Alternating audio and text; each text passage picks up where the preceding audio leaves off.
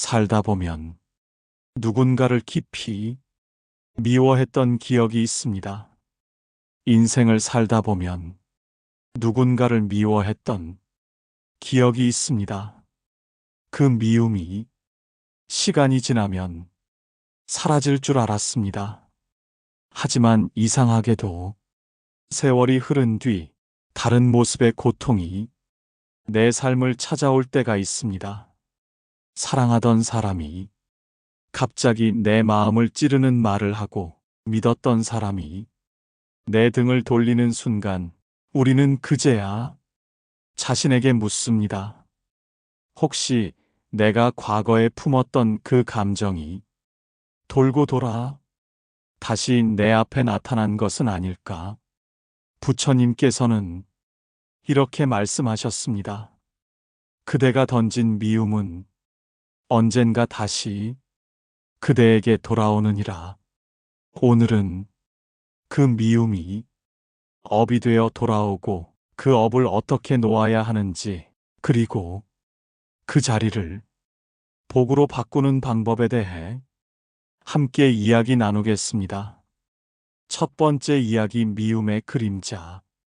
마음속에 쌓인 미움은 겉으로는 사라진 듯 보여도 어딘가에 남아 있습니다. 그 감정은 시간이라는 강을 따라 흘러가다가 어느 순간 전혀 예상치 못한 얼굴로 돌아옵니다. 누군가의 말이 유난히 가슴을 찌르거나 사소한 행동에 이상하게 마음이 요동친다면 그건 과거의 감정이 다시 깨어났다는 신호일 수 있습니다. 부처님께서는 그 마음을 직시하라고 하셨습니다. 그대가 품은 생각과 감정은 공중으로 흩어지지 않는다.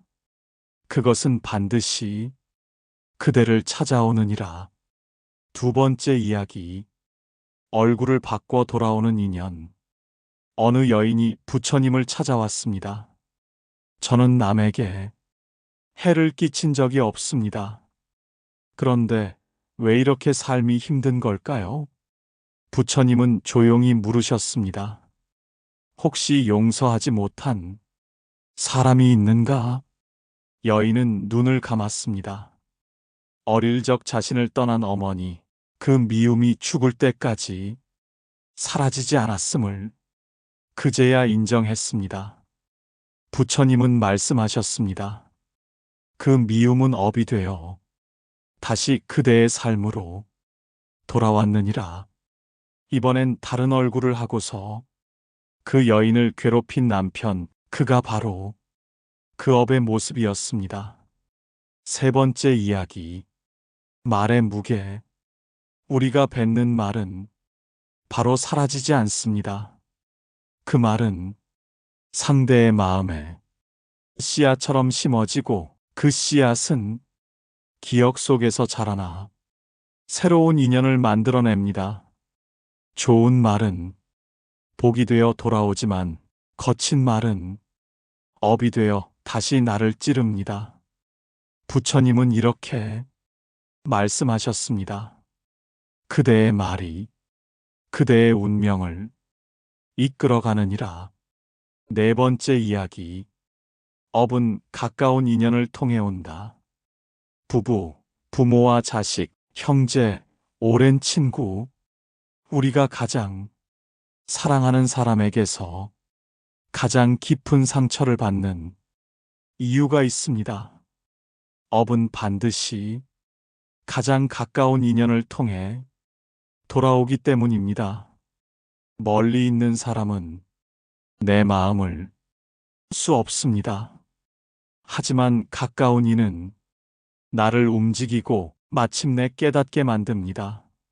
멀리 있는 사람의 말이나 행동은 잠시 스쳐 지나가는 바람과 같습니다. 그러나 가까운 사람의 말은 나의 마음 깊숙한 곳까지 파고듭니다. 그것은 그 인연이 단순한 사람이 아니라 나의 업을 비추는 거울이기 때문입니다. 부처님께서는 이렇게 말씀하셨습니다. 업은 그대가 가장 눈을 마주할 수밖에 없는 인연을 통해서 되돌아오느니라. 그래서 부부는 때로 서로를 가장 사랑하면서도 가장 깊이 상처 주는 말과 행동을 합니다. 부모와 자식도 마찬가지입니다. 아무리 사랑해도 말 한마디, 표정 하나가 상대의 마음에 큰 상처를 남길 수 있습니다. 그 이유는 그 인연 속에 과거에서 이어진 매듭이 아직 풀리지 않았기 때문입니다. 그 매듭이 풀리기 전까지는 상대의 말과 행동이 내 마음을 계속 흔들고 때로는 분노와 슬픔을 불러옵니다. 하지만 이 고통은 단순히 상처를 위한 것이 아닙니다. 그것은 나로 하여금 과거의 업을 깨닫게 하고 그 업을 녹일 기회를 주는 자비로운 신호일 수 있습니다. 우리는 흔히 상대를 바꾸려고 애쓰지만 부처님께서는 말씀하셨습니다. 그대를 괴롭게 하는 이는 그대를 깨우기 위해 온 인이라. 가장 가까운 사람에게서 받은 상처를 원망과 미움으로만 남긴다면 그 인연은 끝없이 반복될 것입니다. 그러나 그 상처를 내 마음을 돌아보는 거울로 삼는다면 그 인연은 업을 녹이는 스승이 됩니다. 결국 가장 큰 상처를 준 사람은 나를 가장 깊이 변화시킬 수 있는 사람입니다. 그 순간 그 인연은 고통의 원인이 아니라 해탈의 문이 될 수 있습니다. 그러니 상처를 준 그 사람을 단순히 원망의 대상으로만 보지 마십시오. 그 사람은 내 마음속 깊은 상처를 드러내 보여주고 그 상처를 치유할 기회를 준 존재입니다. 부처님은 말씀하셨습니다. 원망을 품으면 업이 이어지고 자비를 품으면 업이 끊어지느니라. 가까운 사람에게서 받은 상처를 자비로 바라보는 순간 그 인연은 더 이상 나를 괴롭히는 업의 사슬이 아니라 내 마음을 깨우는 수행의 길이 됩니다. 그대가 먼저 마음을 열면 그 인연은 서서히 풀리기 시작하고 그 자리에 평화와 복이 찾아올 것입니다. 5번째 이야기. 하지 못한 사과. 살면서 미안하다는 말을 차마 꺼내지 못한 인연이 있습니다. 그 말은 내 마음 속에서 무거운 돌이 되고 복이 들어오는 길목을 가로막습니다. 부처님은 말씀하셨습니다. 미안하다는 말은 업장을 녹이는 열쇠이니라. 그렇습니다. 우리는 종종 그 말을 할 수 있는 기회를 스스로 외면하며 살아갑니다. 다음에 하지. 아직은 때가 아니야. 그 사람이 먼저 사과해야지. 이렇게 미루다 보면 그 인연은 점점 멀어지고 마침내 사라져버립니다. 하지만 인연이 사라졌다고 해서 마음속의 매듭까지 풀린 것은 아닙니다. 풀지 못한 감정은 마음 한켠에 눌려 남아 있다가 어느 날 불현듯 다른 모습으로 돌아옵니다. 때로는 이유 없는 불안으로, 때로는 가까운 사람과의 불필요한 다툼으로, 혹은 내 마음이 고요함을 깨뜨리는 끊임없는 생각으로 나타납니다. 부처님은 말씀하셨습니다. 그대의 마음에 남은 매듭은 그대의 삶을 묶어두느니라. 미안하다는 말은 상대를 위한 것이기도 하지만 무엇보다 나를 위한 것입니다. 그 한마디를 내뱉는 순간 내 마음에 걸려있던 돌덩이가 서서히 녹기 시작합니다. 그 말이 용서를, 보장하지는 않더라도 그대의 마음은 이미 자유를 향해 첫 걸음을 내딛게 됩니다. 진심에서 우러나온 사과는 상대의 마음을 풀어주고 나의 업장을 녹이며 막혀있던 복의 문을 활짝 엽니다. 그래서 부처님께서는 이 말을 용기 있게 하라고 하신 것입니다. 미안하다는 말은 패배나 굴복이 아닙니다. 그것은 나를 지키는 지혜이자 인연을 살리는 자비입니다. 혹시 지금 떠오르는 사람이 있습니까? 그 이름을 마음속에 그려보고 조용히 말해 보십시오. 그때 내가 미안했습니다. 내 마음이 부족했습니다. 이 짧은 고백이 그대의 복을 막고 있던 문을 열어줄 것입니다. 6번째 이야기. 억울함도 놓아야 한다. 억울한 마음은 처음엔 상처였지만 오래 품고 있으면 미움이 되고 그 미움은 업이 됩니다. 나는 잘못이 없으니 미워해도 괜찮다. 는 생각은 결국 나를 가해자로 만드는 씨앗이 됩니다. 그렇습니다. 억울함은 처음에는 내 잘못이 아닌 일로 받은 상처에서 시작됩니다. 하지만 그 상처를 오래 붙들고 있으면 마음은 점점 굳어지고 그 굳어진 마음은 차가운 벽이 되어 사람과 사람 사이를 막아버립니다. 처음엔 나를 지키기 위한 방어였지만 시간이 흐를수록 그 마음은 나를 고립시키고 스스로를 더 외롭게 만듭니다. 부처님께서는 이렇게 말씀하셨습니다. 억울함을 오래 품으면 그대의 마음은 미움으로 물들고 그 미움은 반드시 그대를 해치느니라. 억울함을 놓지 못하면 그 감정은 다른 인연 속에서도 같은 패턴을 반복하게 합니다. 비슷한 상황이 생길 때마다 예전의 상처가 다시 떠올라 그대로 반응하게 되는 것이죠. 결국 나는 새로운 인연에게까지 과거의 화살을 쏘게 됩니다. 그 순간 나는 더 이상 피해자가 아니라 누군가에게 상처를 주는 가해자가 됩니다.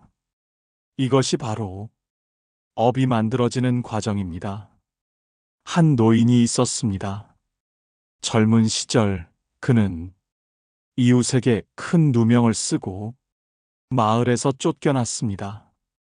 그는 평생 그 억울함을 마음속에 품고 살았습니다. 누구와도 가까이 지내지 않았고 마음을 열지도 않았습니다. 그의 입에서는 늘 과거 이야기가 흘러나왔습니다. 그들은 날 배신했다. 나는 잘못이 없었다. 하지만 세월이 흐른 후 그는 외롭게 병든 몸으로 홀로 생을 마감하게 되었습니다. 그의 억울함은 그의 삶에 새로운 복이 들어올 틈을 허락하지 않았던 것입니다. 부처님께서는 말씀하셨습니다. 억울함은 복이 머무는 자리를 빼앗느니라. 그러니 비록 나의 잘못이 아니었더라도 그 감정을 놓아야 합니다. 놓는다는 것은 그 일을 인정하거나 그 사람을 옹호하는 것이 아닙니다. 그건 단지 내 마음이 더는 그 기억에 묶여 괴로워하지 않도록 하는 선택입니다. 나는 그때 상처받았지만 이제는 그 기억이 나를 더 이상 지배하게 두지 않겠다. 이 선언이 바로 억울함에서 벗어나는 첫걸음입니다. 놓는 순간 그 억울함은 업이 되지 못하고 그 자리에 고요와 평화가 찾아옵니다. 진정한 승리는 억울함을 이기는 것이 아니라 억울함을 내려놓음으로써 얻는 자유입니다. 혹시 지금도 당신 마음속에 오래된 억울함이 있습니까? 그 억울함을 오늘 이 순간부터 내려놓는다면 그 자리에 복이 깃들고 새로운 인연이 당신의 삶에 들어올 것입니다. 7번째 이야기. 마음에서 끊어야 한다. 어떤 인연은 더 이상 만나지 않아도 마음속에서는 계속 대화를 나누고 있습니다. 그때 했던 말, 그 표정, 그 억울함, 이 모든 것이 그 인연을 내 안에 머물게 합니다. 부처님은 말씀하셨습니다. 몸이 아니라 마음에서 끊어야 비로소 업이 사라지느니라. 8번째 이야기. 감사로 바꾸는 힘. 미운 사람에게까지 감사할 수 있을 때 그대의 마음은 이미 자유로워져 있습니다. 고통은 나를 부수기도 하지만 성장하게도 합니다. 그 사람이 없었다면 나는 지금의 내가 아니었을 것입니다. 9번째 이야기. 나를 위한 용서. 인연을 놓는 이유는 그 사람을 위한 것이 아닙니다. 그건 나를 위한 선택입니다. 내 마음의 매듭을 풀어야 복이 머물 자리가 생깁니다. 마지막 이야기. 놓을 때 복이 온다. 부처님께서는 이렇게 말씀하셨습니다. 버릴 줄 아는 이는 얻을 줄도 아느니라. 그대가 미련을 놓은 그 자리에는 반드시 새로운 인연이 찾아옵니다. 혹시 지금 마음속에 여전히 남아있는 얼굴이 있습니까? 그 인연을 떠올리며 조용히 말해 보십시오. 감사했습니다. 이제 당신 없는 나의 삶을 평온히 살겠습니다.